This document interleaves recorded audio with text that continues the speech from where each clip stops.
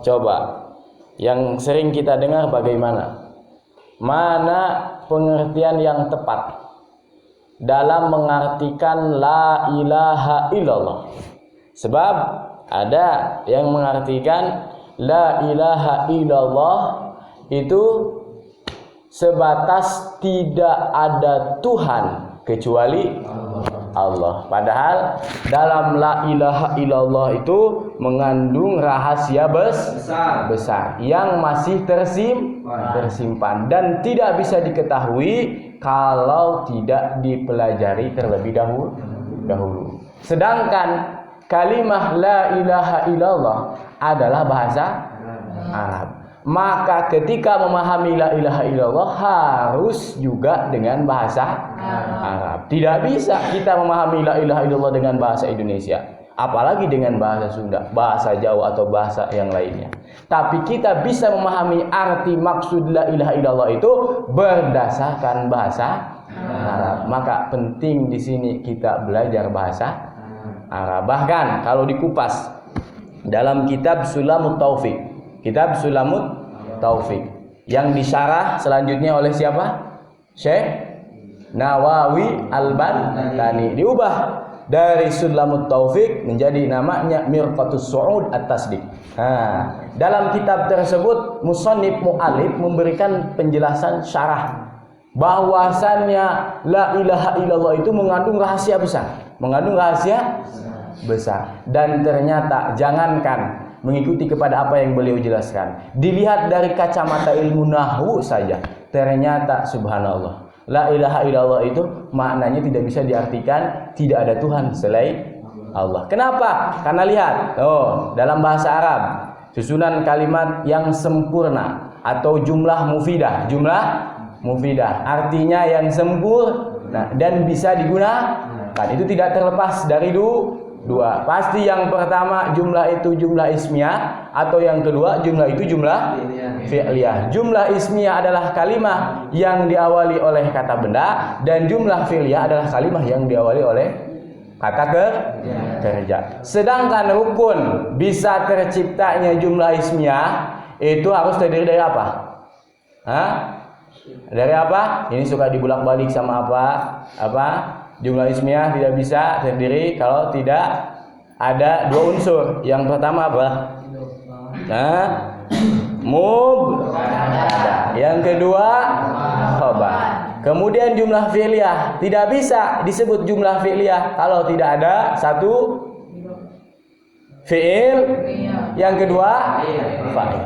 Sedangkan kita lihat la ilaha illallah, la ilaha illallah, la ilaha illallah. Apakah cukup dimaknai tidak ada Tuhan selain Allah? Cukup tidak? Kita kupas sebagai kesimpulan akhir daripada pengajian kita malam ini. Lihat, la ilaha illallah. Kalau dilihat dari susunan kalimahnya itu merupakan jumlah ismiyah. Berarti kalau itu disebutnya jumlah ismiyah harus terdiri dari mubtada dan khabar. Tapi coba kita lihat, la ilaha illallah. Kita lihat kedudukannya. La di situ kedudukannya sebagai apa? La sebagai an-nafiyatu lil jinsi. Dalam alfiyah dijelaskan bahwa la nafiyah lil jinsi kadang amalnya seperti ina. Bagaimana ina fungsinya dalam jurumiyah? Tangsibul isma wa tarfa'ul khabar. Menasabkan isim dan merofakkan khobar. Jadi fungsinya la, tuh pahami dengan baik. Fungsinya la an-nafiyatu lil jinsi di sini adalah untuk apa? Menasabkan isim, dalam hal ini mubtada, dan juga merofakkan khobar. Yang seharusnya mubtada itu wajib rofa. Tapi kenapa dalam hal ini disebutnya jumlah ismiyah terdiri dari mubtada, khobar, tapi mubtadanya tidak dibaca la ilahu, tapi la ilah?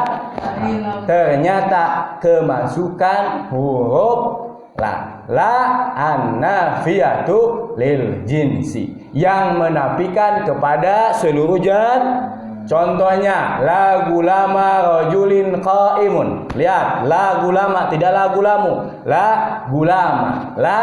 gulama rajulin qaimun. Tidak ada pembantu lelaki satu orang pun yang berdiri. Berarti semua keadaan pembantu laki-laki itu tidak dalam keadaan berdiri. Intinya an-nafiyatul lil jinsi di sini untuk menafikan seluruh jenis, seluruh keadaan. Berarti jika kita memahami kalimatut tauhid, dalam hal ini menafikan jenis-jenis Tuhan. Jadi la ilaha, tidak ada Tuhan. Baru kita kaji ilaha, kedudukannya itu sebagai mubtada, yang dirubah awalnya mubtada menjadi isim la karena kemasukan huruf la. Karena kemasukan huruf la, lantas dibaca la ilaha illallah. Tapi di situ lihat, setelah ilaha apa? Setelah ilaha apa? Ilah. Ilah kedudukannya di situ sebagai apa? Apakah khobar? Tidak. Tapi ilah di situ kedudukannya adalah sebagai adatul istisna.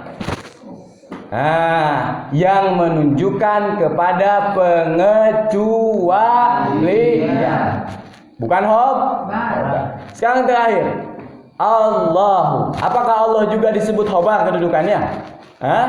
Ternyata tidak, karena Allah di situ berkedudukan sebagai badal. Badal apa? Pengganti dari khobar yang sengaja dihilang. Berarti ayah khobar anu leungit. Lamun misalnya eta ayah khobar anu leungit ulah wawaneanan. Mere terjemah la ilaha illallah, tidak ada Tuhan selain Allah. Sebab can belum dikatakan jumlah mufid. Dah kalimah yang tersusun sehingga bisa digunakan. Teangan khobarna. Inilah yang disebut dengan nanti ada Al-Qur'an ditafsirkan oleh Al-Qur'an lagi. Mantakeun Al-Qur'an. Ayat dirinya dijelaskan bahwa yang paling cocok untuk menempati khobar dalam la ilaha illallah adalah la ilaha haqqun illallah. La ilaha haqqun illallah. Bahwasanya Allah itu adalah Allah haqqun, yang sebenar-benarnya. Yang sebenar-benarnya. Jadi pengertiannya kurang lebih kalau ditambahkan khobarnya di sini jadi rofa karena kemasukan la. Karena fungsi la itu sama dengan inna. Syaratnya la-nya an-nafiyatul jinsi, tansibul isma wa tarfa'ul khobar, menasabkan isim mubtada dan merupakan kepada khobar. Maka dibacanya la ilaha haqqun illallah. Tidak ada Tuhan yang berhak, tambahan, yang berhak disembah kecuali Allah. Bisa dipahami? Berarti tidak ada Tuhan yang wajib kita sembah kecuali siapa? Kecuali Allah.